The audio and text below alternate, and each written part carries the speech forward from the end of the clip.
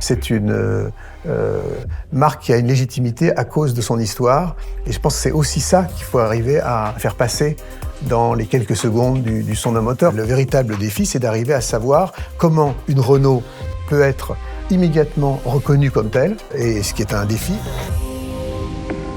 Mon premier geste, ça a été de fouiller dans des textures qui m'appartiennent. C'est-à-dire, plutôt que de partir de zéro, c'est finalement partir de l'histoire de Renault et partir de ma propre histoire, de pouvoir mélanger nos ADN. Il nous paraissait à tous un bon départ.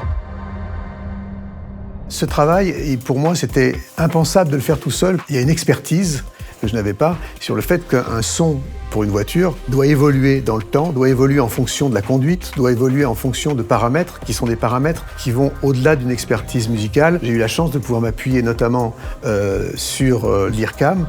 Moi, j'apporte des sons aux ingénieurs de l'IRCAM. Ensuite, eux ont des algorithmes qui vont permettre, à partir de cette matière sonore, de pouvoir justement la faire évoluer. Renault peut apporter une vraie différence par rapport à la concurrence, justement en pensant différemment. Et le fait de penser le son comme le design est quelque chose qui est fondamental.